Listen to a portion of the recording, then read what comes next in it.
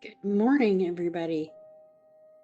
Welcome back to Supernaturalist, the podcast where we peel back the shadows and uncover the truth behind the monsters and legends of supernatural. I'm your host, Shelly Meyer, and today we're heading deep into one of the most haunted episodes of season 1, Hell House. This one's got it all.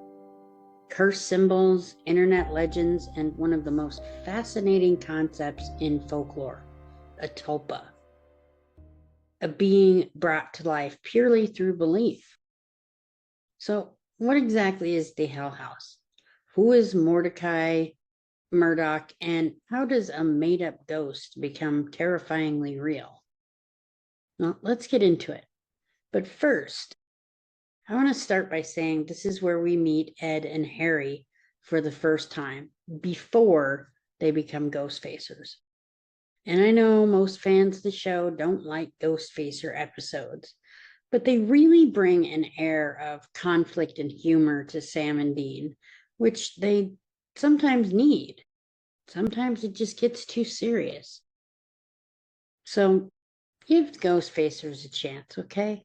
I did, and I kind of like them. So the Hell House, fiction meets folklore.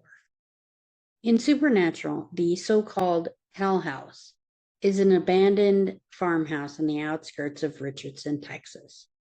Teenagers break in for thrills and only to encounter what they believe is the ghost of Mordecai Murdoch. He's a man who allegedly murdered his daughters during the Great Depression.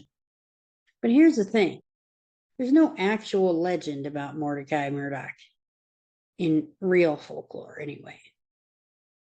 The story is a fabrication created within the supernatural universe, but it's built on the bones of a real haunted house myth or myths.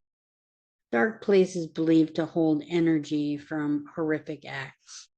Hell houses, both as literal places and in Christian tradition, represent the idea of physical spaces where evil energies manifest through fear, sin, and tragedy. In Supernatural, that concept becomes terrifying. The legend of Mordecai Murdoch.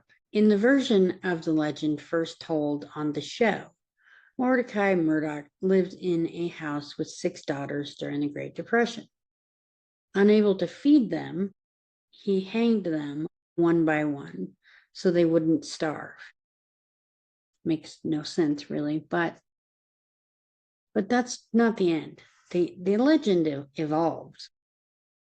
And when Sam and Dean investigate, they find some inconsistencies. At first, the girls are said to be hanged. Later, Mordecai is found with his wrist slit, as if the story rewrites itself.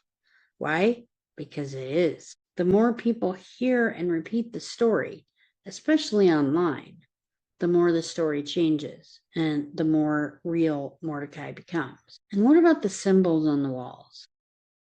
Inside the Hell House, strange symbols are painted all over the walls. Some are familiar. One in particular stands out. The symbol from a Blue Oyster Cult album cover, a band known for its occult themes. But others are drawn from ancient mystical iconography, including Tibetan and Hindu symbols tied to summoning rituals and collective thought forms. These symbols act as conduits, drawing physical energy from belief itself, and each one represents invocation, focus, and manifestation. The perfect recipe for creating something that wasn't real before.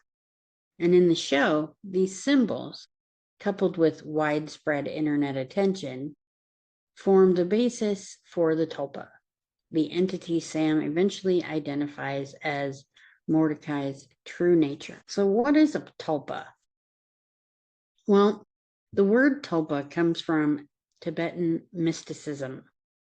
In ancient Buddhist traditions, it refers to a thought form, a being created purely from the focused power of human thought and belief. In lore, the tulpa begins as imagination. but becomes independent as more people believe in it. It can even turn on its creator once it gains self-awareness. In Supernatural, Mordecai isn't a ghost, he's a tulpa. The Hell House website, created by Ed and Harry, and viral photos spread his story, amplifying public belief. Each click, each retelling gives him more substance. It's digital folklore come to life, an internet ghost made real by viral fear. Interesting. Why so many ways to kill Mordecai? Why are there?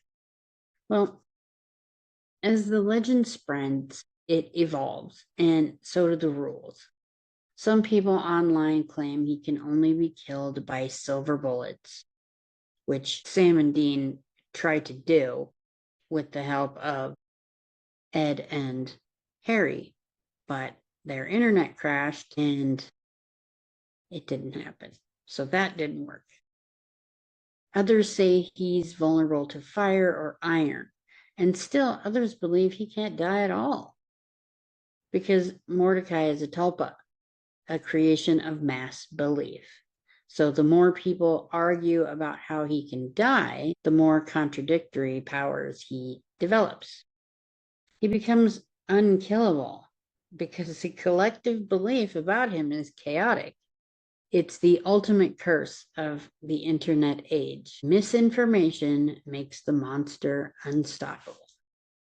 And honestly, that's true with anything. So how Mordecai is killed? Well, with no clear way to destroy a being made of belief, Sam and Dean turn to symbolic action. Dean burns the Hell House down itself, its birthplace of the myth, the physical anchor of Mordecai's legend. The idea is simple. Destroy the focal point, and the tulpa loses its tether to the real world. It's not guaranteed to work, but it disrupts the story long enough for the entity to vanish. And in folklore, tulpas are sometimes dispelled through withdrawal of belief. When no one remembers them, they fade away. It's supernatural. Dean's act of destruction mirrors that process physically. So here's the real lesson behind Hell House. Hell House isn't just a ghost story.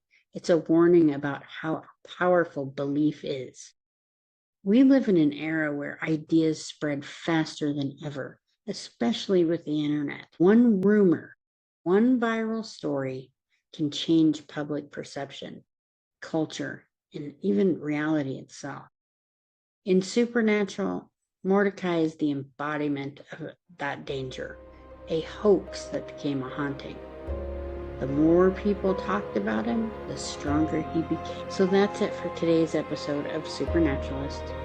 We've seen how imagination and fear can merge into something dangerously real, and how the monsters we create online can take on lives of their own.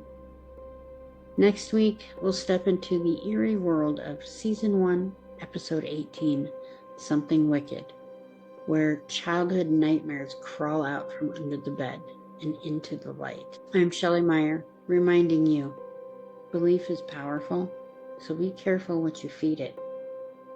Please be sure to like and subscribe, and if you think others will enjoy this podcast, please share with them. Thank you, and enjoy your weekend.